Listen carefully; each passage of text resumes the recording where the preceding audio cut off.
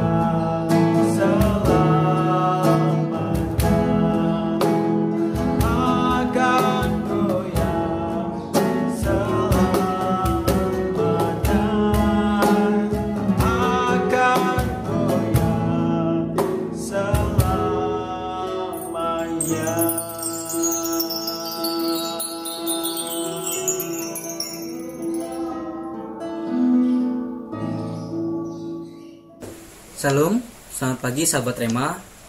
Kembali lagi di Rema, Renungan Mahasiswa Sekolah Tinggi Teologi Baptis Indonesia Semarang. Pada pagi hari ini kita akan bersama-sama merenungkan firman Tuhan dan mengerti kebenaran firman Tuhan yang dapat menuntun kita menjadi umat Allah dan anak-anak Allah yang seturut dengan kehendak-Nya. Namun sebelumnya, mari kita bersama-sama berdoa. Ya Tuhan, terima kasih atas segala penyertaan-Mu kepada kami semua dimanapun kami berada yang hendak mendengarkan firman Tuhan pada saat ini. Berkati kami sehingga dapat mengerti firman-Mu. Dan urapi kami ya Tuhan dapat menerapkan firman-Mu ini dalam kehidupan kami sehari-hari. Makasih ya Tuhan. Hanya dalam nama Yesus kami telah berdoa. Haleluya. Amin. Saudara-saudara sekalian, pada renungan saat ini saya memberi judul tema boleh jatuh tapi jangan terpuruk. Jatuh. Pada saat ini kita akan belajar bersama-sama bagaimana kita melihat kejatuhan seorang murid Yesus. Seorang murid Yesus yang sudah mengikuti Yesus, bahkan melihat mujizat-mujizat yang dilakukan Yesus. Kita akan belajar bersama-sama dalam kitab Markus pasalnya yang ke-14 ayat 66 sampai ke 72. Saya akan bacakannya. Pada waktu itu Petrus masih di bawah di halaman. Lalu datanglah seorang hamba perempuan imam besar. Dan ketika perempuan itu melihat Petrus sedang berdiam, ia menatap mukanya dan berkata, "Engkau juga selalu bersama-sama dengan Yesus, orang Nazaret itu." Tetapi ia menyangkalnya dan berkata, "Aku tidak tahu dan tidak mengerti apa yang kau maksud." Lalu ia pergi ke serambi muka. Ketika hamba perempuan itu melihat Petrus lagi, berkatalah ia pula kepada orang-orang yang ada di situ, "Orang ini adalah salah seorang dari mereka." Tetapi Petrus menyangkalnya pula.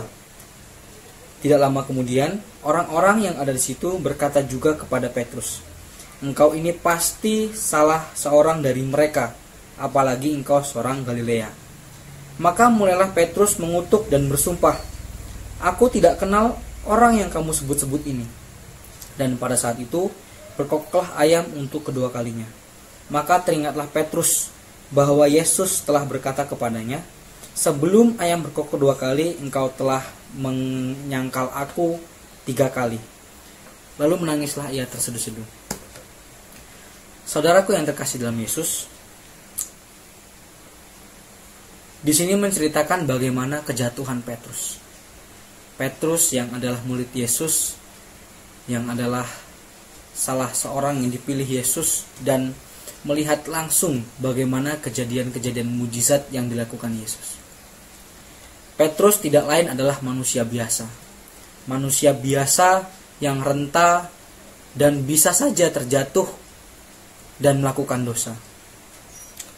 Dan di sini kita lihat bagaimana Petrus yang jatuh dalam dosa ketika ia ditanyai oleh seorang hamba perempuan imam besar dan menyangkal Yesus bahwa ia tidak mengenal Yesus.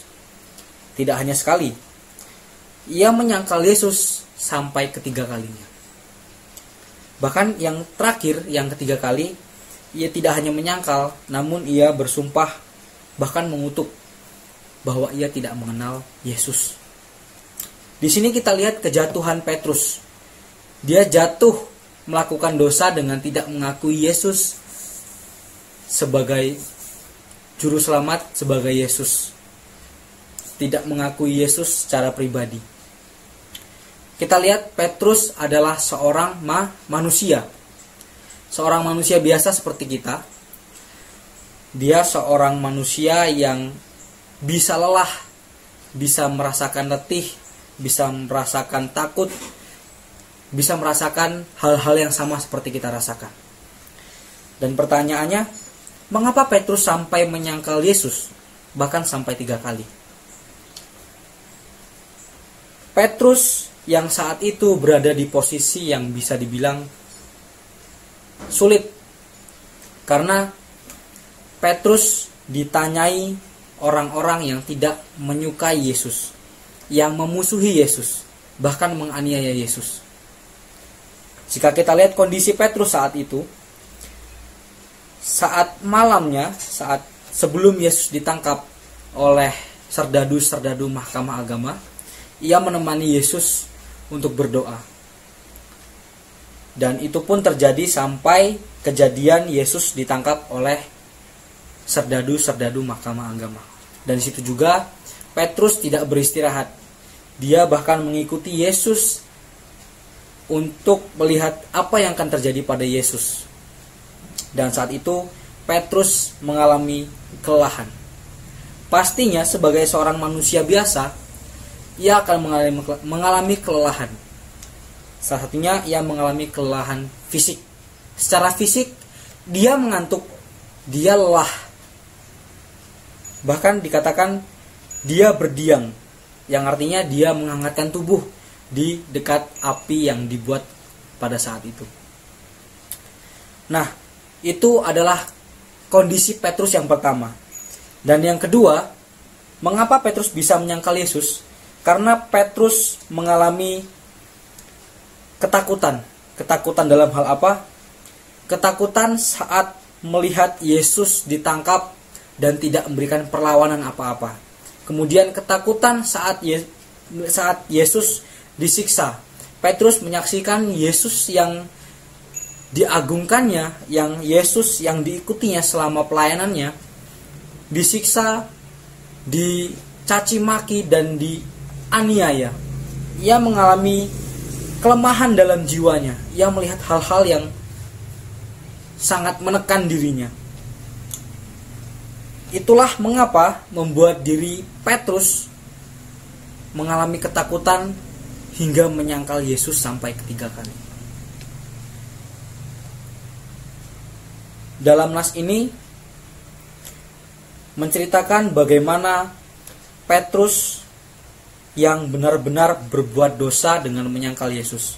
Namun adakah tokoh-tokoh lain yang mungkin sudah pernah melakukan dosa ataupun pernah jatuh seperti Petrus?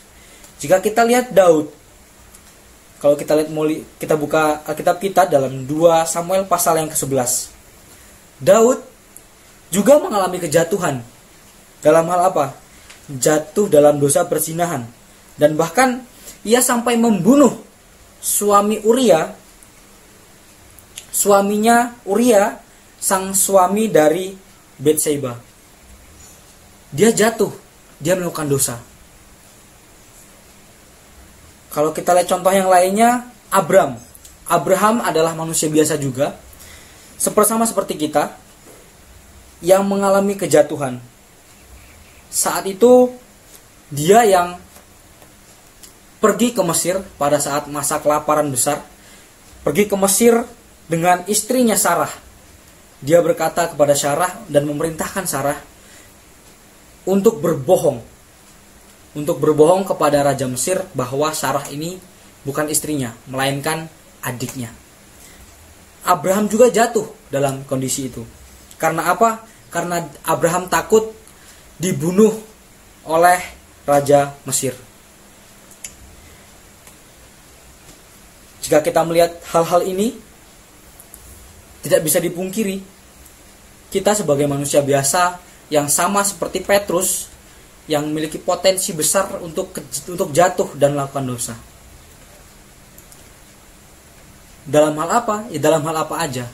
Di saat kondisi-kondisi kita lemah, di saat kondisi kita sedang letih lesu, bisa saja kita jatuh dan melakukan dosa. Dan di sini setelah hal yang dilakukan Petrus, setelah dia menyangkal Yesus, setelah dia berbuat dosa, dan poin yang kedua adalah bahwa Petrus menyadari akan kejatuhannya. Poin yang kedua adalah Petrus menyadari kejatuhan yang ia alami. Kalau kita lihat pada ayat 72, dan pada saat itu berkokoklah ayam untuk kedua kalinya. Maka teringatlah Petrus bahwa Yesus telah berkata kepadanya, sebelum ayam berkokok 2 kali, engkau telah menyangkal aku 3 kali. Lalu menangislah ia terseduh-seduh.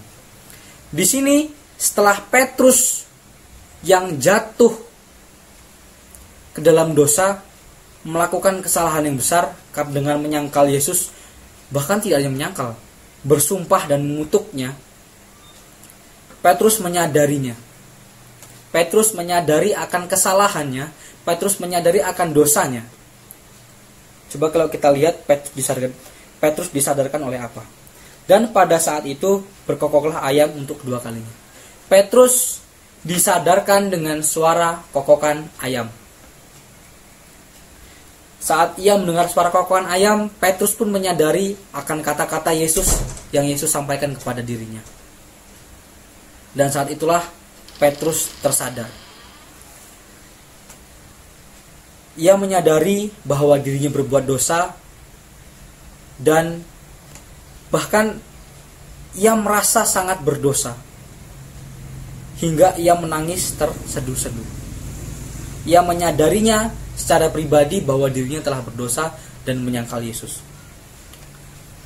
Hal yang sama seperti kita, saudara kalian. Kita sebagai manusia biasa yang mungkin selama ini kita sudah jatuh. Kita jatuh namun tidak menyadarinya kalau kita sebenarnya sedang jatuh.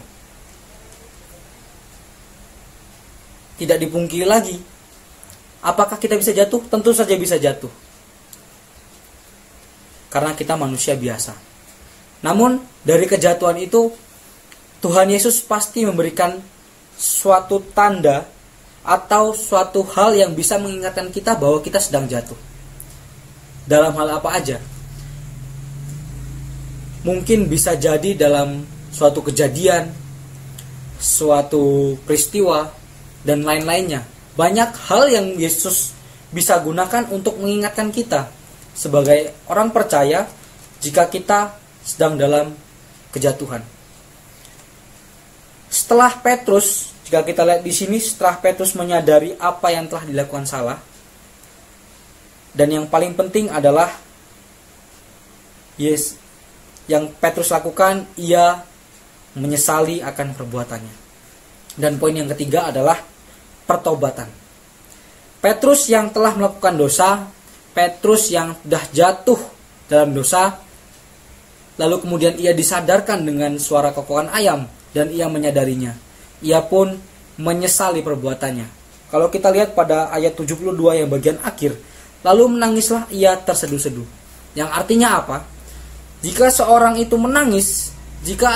menangis dengan ekspresif sampai terseduh-seduh, ia merasakan di dalam hatinya, merasakan suatu hal yang berada dalam dirinya itu sedang salah, ataupun yang lainnya. Itu adalah merupakan suatu ekspresi seorang untuk mengekspresikan dirinya. Yang di sini kita lihat, Petrus mengekspresikannya dengan menangis terseduh-seduh.